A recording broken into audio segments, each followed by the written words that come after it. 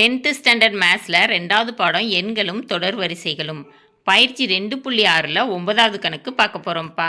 இந்த சேனலை சப்ஸ்கிரைப் பண்ணாத ஸ்டூடெண்ட்ஸ் சப்ஸ்கிரைப் பண்ணி சப்போர்ட் பண்ணுங்கப்பா. வாங்க கணக்குக்குள்ளே போகலாம். ஒருவர் தான் பெற்ற ரூபாய் 65,000 கடனை திருப்பி செலுத்த முதல் மாதம் ரூபாய் 400 செலுத்துகிறார். அதன் பிறகு ஒவ்வொரு மாதமும் முந்தைய மாதம் செலுத்தியதை விட 300 ரூபாய் கூடுதலாக செலுத்துகிறார். அவர் இந்த கடனை அடைக்க எவ்வளவு காலம் தேவைப்படும்? அதாவது ஒருத்தர் அவர் வாங்கின 65,000 கடன் அடைக்கிறதுக்கு முதல் மாதம் 400 ரூபானும் அடுத்தடுத்த மாதங்களில் 300 சேர்த்தும் கட்டுறாரு. எத்தனை மாதத்தில் அவர் கடன் அடையும் அப்படின்னு கேட்டிருக்காங்க. சரியாப்பா? அப்போ முதல் மாதம் 400, அடுத்த மாதம் 700, அதுக்கு அடுத்த மாதம் 1000ன்னு கேட்டிருப்பார். சரியாப்பா? கணக்கு செய்வோமா?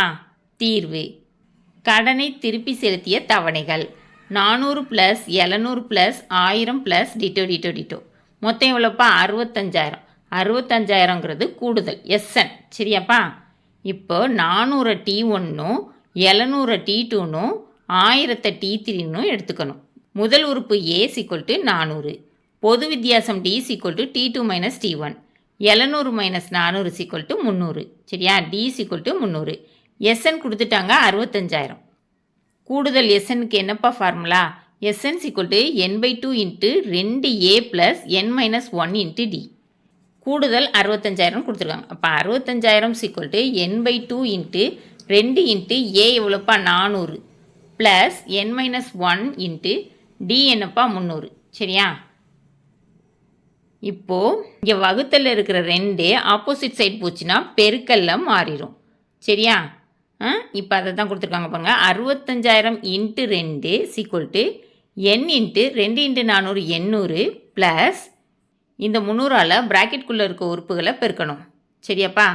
300 × n 300n, 300 × -1 -300. சரியாப்பா? 65,000 × 2 1,30,000. சரியா? n × என்ன ஃபஸ்ட்டு முன்னாடி எழுதிக்கணும். 300n ஃபஸ்ட்டு எழுதிக்கணும். 800லேருந்து 300 போச்சுன்னா 500 + 500. சரியாப்பா? 1,30,000 = n × 300n + 500. சரியாப்பா? இப்போ என்னால் ப்ராக்கெட்டுக்குள்ளே இருக்க உறுப்புகளை பெருக்கணும். சரியா? n × 300n 300n², n × 500 500n. சரியாப்பா? 1,30,000 = 300n² + 500n. இப்போது இந்த 1,30,000 ஆப்போசிட் சைடு கொண்டு போகணும். ப்ளஸ் 1,30,000ங்கிறது -1,30,000 மாறும். அப்போ இங்கே என்னப்பா இருக்கும்? 0ன்னு இருக்கும். சரியாப்பா? 0 = 300n² + 500n -1,30,000. சரியா? இப்போ இதை மாற்றி எழுதலாமா? 300n² + 500n -1,30,000 = 0. இப்போ இந்த ரெண்டு பக்கமும் 100ஆல் வைக்கணும். சரியா?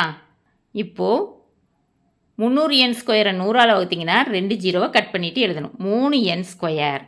500n 100ஆல் வகுத்திங்கன்னா 2 0 கட் பண்ணிவிட்டு 5n கிடைக்கும். 1,30,000 100ஆல் வகுத்திங்கன்னா 1,300 கிடைக்கும். அப்போ என்னப்பா கிடைக்கும்? 3n² + 5n -1,300. 0வை 100ஆல் வகுத்தா 0 தான் கிடைக்கும். சரியா? = 0. இப்போது காரணிப்படுத்தணும். n² கெழுவையும் -1,300ஐயும் பெருக்கி மேலே போடணும். சரியாப்பா? போட்டிருக்காங்களா? 3 × 1,300 = -3,900. இந்த எண்ணோட கெழுவை கீழே போடணும். 5. சரியா? இப்போ ஏதாவது 2 உறுப்புகளை பெருக்குனா -3,900 கிடைக்கணும். கூட்டுனாலோ கழிச்சாலோ 5 கிடைக்கணும். +5 கிடைக்கணும். சரியாப்பா? 60 × 65 பெருக்குனா 3,900 கிடைக்கும். ஏதாவது ஒரு உறுப்புக்கு மைனஸ் போடணும். இங்கே கீழே +5ன்னு இருக்கிறனால -60ன்னு போடலாம். -60 × 65ன்னு போடலாம். சரியாப்பா? இங்கே 3n² இருக்கிறனால -60/3n 65/3n போட்டுக்கணும். சரியா? இங்கே அடிச்சு கொடுக்கலாமா? 1 3 3 2 3 6 0 -20ன்னு இருக்கும். இதை எப்படி எழுதலாம்னா n - 20 × 3n + 65 = 0. First n - 20 solve பண்ணணும். சரியாப்பா? n - 20 = 0. அப்போ n வேணுன்னா -20 ஆப்போசிட் சைடு போச்சுன்னா +20ன்னு மாறிடும். இப்போ n = 20. சரியா? அதுக்கடுத்து 3n ப்ளஸ் 65 =0 சால்வ் பண்ணணும். இப்போது ப்ளஸ் 65 ஆப்போசிட் சைடு போச்சுன்னா என்னப்பா வரும்? மைனஸ் 65. சரியா? அதுக்கடுத்து 3n = -65. இப்போ நமக்கு n மட்டும் வேணும்னா பெருக்கல்ல இருக்கிற 3 ஆப்போசிட் சைடுக்கு போகிறப்ப வகுத்தல்ல போயிடும். சரியா? அப்போ n -65/3. இப்போது நமக்கு 65,000 ரூபாயை திருப்பி செலுத்துறதுக்கு எவ்வளவு காலம் ஆகும்னு கேட்டிருக்காங்க. காலம்ங்கிறது மைனஸில் வராது.